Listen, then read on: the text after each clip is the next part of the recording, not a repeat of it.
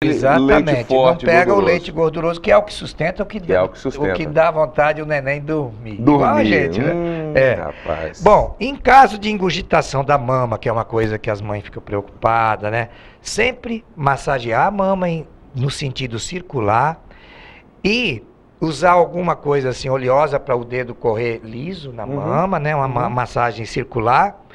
E não está indicado compressa quente, tem que ser compressa fria, porque a compressa quente aumenta o engurgitamento da mama, às vezes acaba doendo mais. E ela pediu uma orientação, porque no hospital já tem gente que orienta como ela esvaziar o peito para não largar o peito, é muito importante. Quando ocorre fissura, que é aquelas feridinhas no peito, que incomoda demais, ela deve sempre tentar limpar, não usar nenhum produto e depois deixar o próprio leite no bico do peito, que ele tem substâncias que protegem a fissura. Mas, se aparecer pus ou envermelhar muito, alguma coisa muito vermelha, muito dolorosa, tem que procurar o hospital, porque às vezes pode ser uma mastite, e aí a gente tem que verificar. Em caso de febre, é muito importante, acima de 37,5, principalmente se tiver algum problema na incisão cirúrgica, ou no peito, ou nos pontos, se ela precisou de pontos no períneo, porque às vezes ganha neném parto normal, não precisa dar ponto. Mas quando precisa, tem que observar também.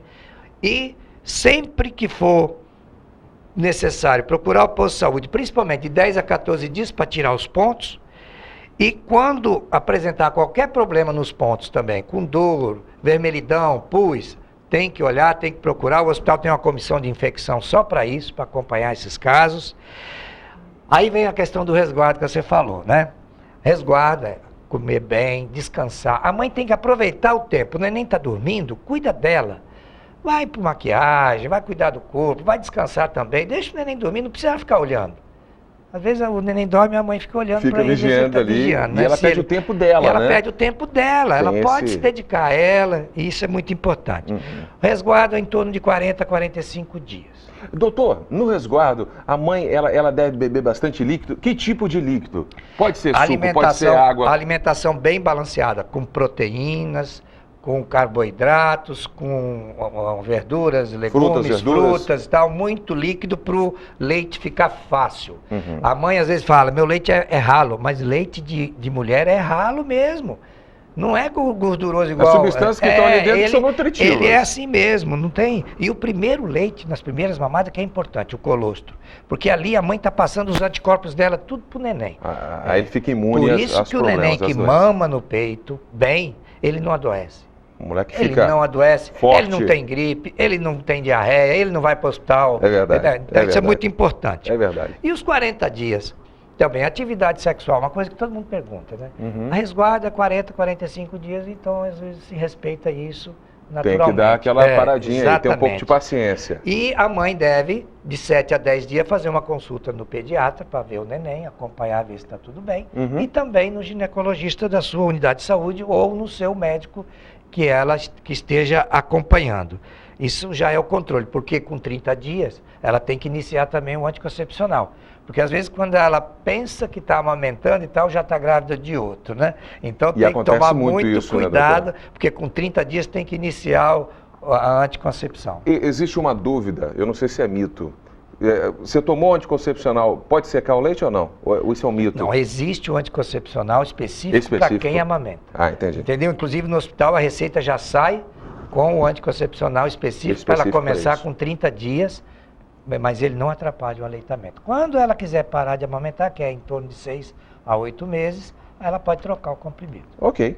Doutor, agradeço o doutor Fernando participando conosco, falando sobre pós-parto. Show de bola, deu uma aula aqui, né? Porque, inclusive, no início do programa falei sobre isso. Nosso programa é um programa de comunidade, um programa que está próximo das pessoas, das famílias, e a gente quer passar essas informações, esses detalhes, coisas que eles não têm, às vezes, acesso. A gente, como televisão, e a televisão é um aparelho que está ali todos os dias, faz parte do nosso dia a dia, a gente quer passar isso, doutor. Então, pessoas como o senhor e como tantas outras pessoas que vêm aqui nos auxiliam e nos ajudam muito. Eu queria até mencionar, porque às vezes, na maioria das vezes, tudo dá certo.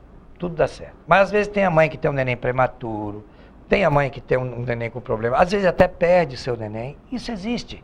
Essas coisas na maternidade existem, acontecem. E às vezes as mães sofrem um pouco, a gente é solidário com isso. Mas tem situações que os neném vão ter que ir para UTI, ou às vezes ela está aqui, o neném foi para Colatina. Às vezes gêmeos, um vai para Colatina, o outro fica aqui. Ou um vai para Colatina, o outro vai para Vitória. Então essas situações, infelizmente, são desgastes, mas que felizmente a gente tem onde recorrer e às vezes a mãe sofre. Mas são coisas que na vida a gente às vezes procura o melhor. As pessoas podem sofrer um pouquinho com isso. Papai do Céu, só confiar em Papai do Céu, entregar nas mãos deles, que o resto tudo vai... E ajudar. Okay. A medicina não pode atrapalhar, ela tem que ajudar. Tá certo. Gente, daqui a pouquinho, no terceiro bloco, o Dr. Carlos Alberto participa conosco aqui falando sobre FGTS. Dr. Fernando, muito obrigado. Daqui a pouquinho nós estamos de volta.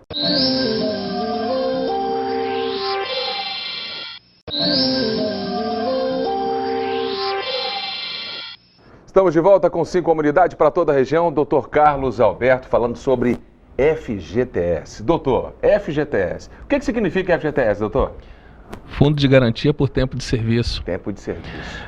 Engraçado, Renato, falando um pouquinho sobre como começou, até a Constituição de 46, ela previa que o empregado trabalhador, assim que completasse 10 anos de serviço, ganhava estabilidade.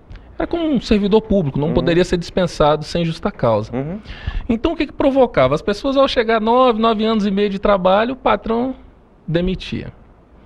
E fazia jus a uma indenização de um salário dela por cada ano de trabalho. Então, às vezes, por exemplo, um empregado mandado dispensado por 8 anos de trabalho, recebia 8 salários. Aí ficava pesado para o empregador. Aí resolveram mudar isso, criar um fundo de 8% ao mês. E vai depositando aquele dinheiro lá. Dispensou o empregado, paga os direitos dele apenas, né, férias, 13º, saldo de salário, aquela coisa. E ele recebia o FGTS, esse fundo, que era optativo. Então nós tínhamos duas situações: aqueles empregados que optavam pelo FGTS e aqueles empregados que optavam pelo regime de estabilidade. Até que veio a Constituição Federal de 88 e tornou padrão. Agora todo empregado mundo vai ter FGTS. Fica pelo FGTS. Aí, como é que o trabalhador pode ter acesso ao FGTS? São 17 hipóteses, né? Obviamente nós não vamos poder trabalhar todas aqui. Mas, por exemplo, quando o empregado ele é dispensado sem justa causa, além do FGTS ele recebe também uma multa de 40% sobre o valor que está lá. A empresa fechou, né?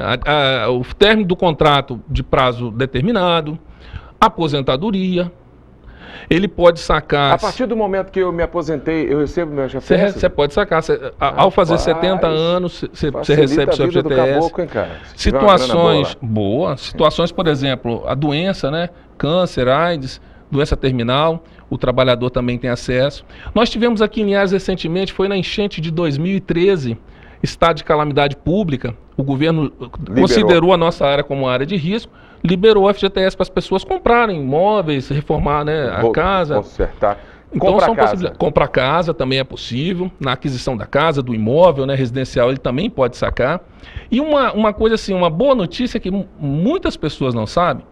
Por exemplo, Renato, eu resolvi sair do meu trabalho, pedir dispensa. Eu não vou poder sacar o FGTS porque eu pedi para sair. Só que se eu ficar 3 anos sem nenhum depósito na minha conta, após 3 anos, por exemplo, estou trabalhando autônomo, não tive acesso, ou fui admitido num concurso público, não estou depositando FGTS. Após 3 anos, na data do meu aniversário, eu posso ir lá na Caixa Econômica e requerer o meu FGTS. Legal. Poxa, ajuda muita gente aí, de repente, tá com o FGTS retido nessa situação e não sabe que pode ir lá e requerer. Quando ele aposenta, também ele pode... pessoal de casa aí, né, algumas situações que a pessoa, de repente, pode... Por doença, né, como doenças graves, né, como câncer, AIDS e doença terminal, também permite, que é justamente para a pessoa ter um dinheiro para cuidar da saúde. 8% ao mês equivale a quase 100%. Quase um salário por ano. Um salário por ano. A conta é próxima, é 8,33, né, então a conta é próxima. Uma notícia que agora não é tão boa que eu vou dar, é que o Supremo antes reconhecia, Renato, o trabalhador, ele tinha como buscar o FGTS de 30 anos atrás. Como a partir da Constituição Federal se tornou um direito trabalhista, né, só pode buscar os últimos 5 anos. Então, eu fui dispensado de um trabalho. eu tenho até 2 anos para ingressar com uma ação trabalhista. Passou de 2 anos, prescreveu o meu direito. Então, após o término do trabalho, tem 2 anos para entrar com ação trabalhista. E podemos regressar 5 anos. Ok? Após o tempo, posso regressar apenas 5 anos. Antes a prescrição era trintenária, de 30 anos. Agora não. O Supremo reconheceu que são apenas 5 anos que pode buscar. Dr. Carlos Alberto dessecando todas as nossas dúvidas sobre a questão do FGTS. Doutor, muito obrigado pela sua participação. Sempre um prazer. Gente, pessoal de casa, um grande abraço, muito obrigado pela audiência, pelo carinho e um ótimo dia a todos vocês. Valeu, brigadão.